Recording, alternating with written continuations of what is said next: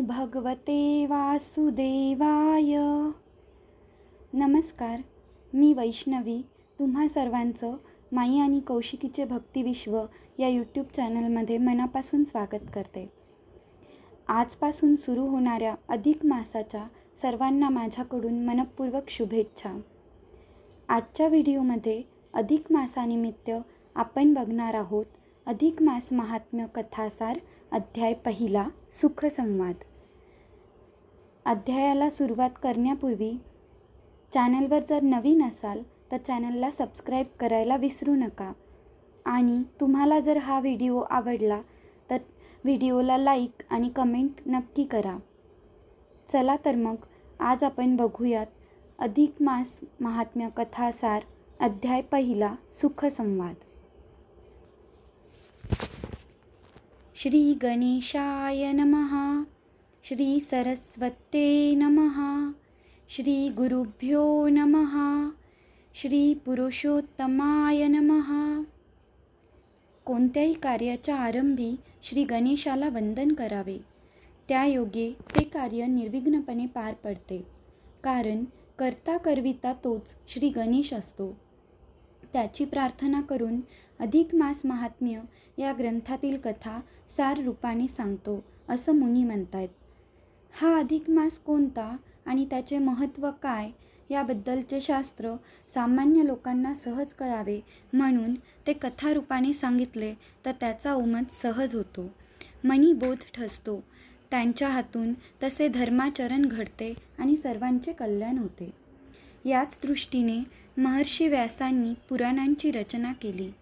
त्या पुराणातील कथांचा सर्व लोकांवर चांगला परिणाम झाला आणि जगात धर्माचरण वाढले. शास्त्रापेक्षा रूढी बलवान ठरते. परंपरेने चालत आलेले धर्माचरण, व्रते, नियम, उत्सव, सण निष्ठापूर्वक केल्याने सर्व लोकांचे कल्याण होते. महर्षी व्यासांनी संस्कृत भाषेत पद्मपुराण नावाचा ग्रंथ लिहिला. त्यात अधिक मासाचे महात्म्य वर्णन केले आहे. त्या ग्रंथाचे प्राकृत भाषेत अनेक लेखकांनी रूपांतर केले. मराठी भाषेतही अनेक विद्वानांनी ओवीबद्ध अधिक मास महात्म्य ग्रंथ लिहिले आहेत. त्या अनेक ग्रंथांचे आधार हे कथासार सिद्ध केले आहे.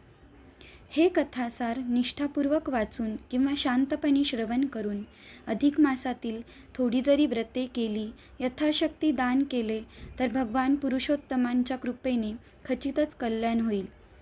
आता ही कथा पहा. निमिष नावाच्या अरण्यातील शांत तपोवनात शौनक, गालव वगैरे अनेक ऋषीमुनी धर्मचर्चा करीत असत. अशा वेळी एकदा तेथे सूत नावाचे सर्वश्रेष्ठ पुराणिक आले. ते फार विद्वान होते.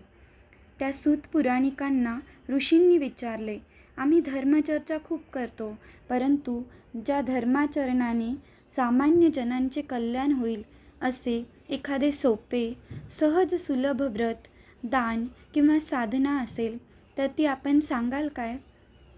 सूत पुराणिक म्हणाले, आपण मला जो प्रश्न केला तोच प्रश्न पूर्वी लक्ष्मीने भगवान नारायणाला केला होता. त्यावेळी नारायणांनी लक्ष्मीला जो उपाय सांगितला तीच त्यांच्या सुखसंवादातील कथा मी आता सांगतो. ती शांतपणे ऐका. या कलियुगात नरदेह प्राप्त होणे ही एक विशेष गोष्ट आहे. नरदेह मिळालेल्या प्राण्याला मात्र अनेक दुःखे, संकटे आणि व्यथा प्राप्त होत असतात. अशावेळी तो भांबावून जातो. शरीराला, मनाला खरे समाधान, शांती, सुख कसे मिळेल याचा उपाय तो शोधित असतो, परंतु त्याला मार्ग लवकर सापडत नाही. इंद्रिय सुखाच्या मागे लागून वाढत चाललेल्या आशा, आकांक्षा पुरविण्यातच त्याचा सारा वेळ निघून जातो. स्वार्थामुळे परमार्थ साधनेला त्याला वेळच मिळत नाही. सुख मिळविता येते पण समाधान मिळणे फारच कठीण असते. ते मनाचे, आत्म्याचे समाधान हेच खरे सुख असते. याचा उमज लवकर होत नाही आणि म्हणूनच शास्त्रकारांनी धर्माचरणाचे, व्रतांचे, नियमांचे, स्नानदानांचे असे सोपे उपाय सांगितले आहेत. ते उपाय निष्ठापूर्वक चिकाटीने केले पाहिजेत. या धर्माचरणात सुद्धा सतत अडथळे येत असतात.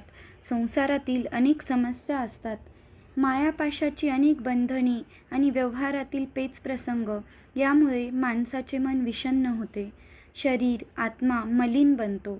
अशावेळी शास्त्रकारांनी मलमासातील आचारधर्म पाळण्यास सांगितले आहे. ते जर श्रद्धापूर्वक पाळले तर सर्वांचे खचितच कल्याण होते. लक्ष्मीनारायणांचा अशा प्रकारे सुखसंवाद चालू असता लक्ष्मी म्हणाली, देवा, हा मलमास म्हणजे आहे तरी काय, आणि त्यात कोणते आचारधर्म पाळले असता सर्व मानवांचे कल्याण होते, याबद्दलची संपूर्ण माहिती मला सांगा. भगवान विष्णू म्हणाले, ठीक आहे, ती माहिती खूपच विस्तृत आहे, तथापि साररूपाने तुला ती सारी सांगतो, ऐक. सूर्याच्या गतीवरून सौरवर्ष आणि चंद्राच्या गतीवरून चांद्रवर्ष अशा दोन्ही प्रकारची कालगणना या पृथ्वीवर चालू आहे. परंतु या दोन कालगणनेत दरवर्षी सुमारे 11 दिवसांचा फरक पडतो. तो फरक दूर करून 2-3 वर्षांनी चांद्रमासात एका अधिक महिन्याची भर शास्त्रकारांनी घातली आहे. हा अधिक मास म्हणजे दर 3 वर्षांनी एकदा येणारा, ह्या 12 महिन्यात 13वा एक असा विशेष महिना आहे. त्याचा महिमाही विशेष असाच आहे, कारण या महिन्यात सूर्य कोणत्याही राशीचे संक्रमण करीत नाही. सूर्य प्रत्येक महिन्यात एका राशीचे संक्रमण करतो, तर चंद्र प्रत्येक महिन्यात 27 नक्षत्रे भोगीत असतो.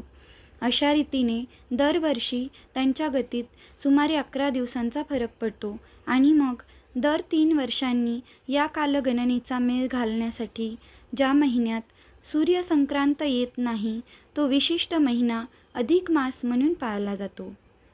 सूर्यसंक्रांत नसलेल्या त्या चांद्र अधिक मासात वातावरणात विशिष्ट प्रकारचा बदल होतो. ग्रहण काळाप्रमाणे वातावरण गढूळ मलिन बनते, म्हणून त्या महिन्याला मलमास हे नाव दिले गेले. या मलमासात कोणतेही मंगल कार्य करू नये, फक्त पुण्यकृत्ये करावीत. त्यायोगे आपले आरोग्य आणि मानसिक समाधान टिकून राहते. आपली प्रकृती आणि परिस्थिती पाहून प्रत्येक स्त्री पुरुषाने या मलमासात कोणकोणती व्रते, नियम वगैरे पुण्यकर्मे यथाशक्ती करावीत, ते आता थोडक्यात सांगतो. यातील एक जरी पुण्यकर्म कळत नकळत घडले तरी त्याचे फळ चांगलेच मिळते. या अधिक मासात दानाचे महत्त्व फार मोठे आहे. रोजच्या व्यवहारात माणूस आपल्यासाठी आणि कुटुंबातील आप्तेष्टांसाठी सारखा खर्च करत असतो, परंतु त्याला ते दानाचे पुण्य लाभत नाही. म्हणून निदान या महिन्यात तरी सत्पात्री ब्राह्मणाला काही वस्तू, वस्त्र आणि अन्नदान दिले पाहिजे. ते दान प्रत्यक्ष भगवंतांच्या चरणी अर्पण होत असते, कारण ब्राह्मण हे भगवंताचे मुख आहेत असे पुराणांतरी सांगितले आहे. पूर्वी कृतयुगात ऋषीमुनी आणि ब्राह्मण पंडित अरण्यात तपोवनात राहून विश्वकल्याणाचे चिंतन करीत अनेक विज्ञानांचा शास्त्रांचा शोध लावीत प्रयोग करीत स्वतः राजे लोक त्या ठिकाणी जाऊन त्यांच्या उदरनिर्वाहाची काळजी घेत असत. त्रेतायुगात मग ऋषीमुनी आणि पंडित ब्राह्मण राजवाड्यात स्वतः जाऊन राजाकडून आपल्या इच्छित कामना पूर्ण करून घेत असत. द्वापार युगात राजे लोक मोठमोठे यज्ञ समारंभ करून त्यात ऋषीमुनी आणि विद्वान ब्राह्मणांना मुद्दाम निमंत्रणे करून बोलावीत आणि त्यांना भरपूर दाने देऊन त्यांच्या उदरनिर्वाहाची काळजी घेत. आता मात्र या कलियुगात ब्राह्मणांनी आपला आचारधर्म सोडला. ब्रह्म जाणते विद्वान निष्ठावान असे ब्राह्मण फारच थोडे राहिले. ऋषीमुनी तर अगदीच थोडे राहिले. अशा सदाचारी निष्ठावान गुरु ब्राह्मण सुवासिनी यांना गृहस्थ पतीपत्नींनी मुद्दाम आपल्या घरी बोलावून त्यांची पूजा करून यथाशक्ती वस्तू, वस्त्र, अन्नदान करावे. मिष्टान्न भोजन देऊन विडा दक्षिणा देऊन त्यांना बोलवावे. अधिक महिन्यात ब्राह्मण पूजेचे आणि त्यांना दान देण्याचे पुण्यकर्म जसे श्रेष्ठ आहे, तसेच गायीची पूजा आणि गोदानाचेही महत्त्व अपार आहे. ते आता दुसऱ्या अध्यायात सांगितले आहे. नारायण लक्ष्मी यांचा हा सुखसंवाद दुसऱ्या अध्यायात दिला आहे. तो आपण उद्याच्या व्हिडिओमध्ये बघूयात. तोपर्यंत ओम नमो भगवते वासुदेवाय नमः.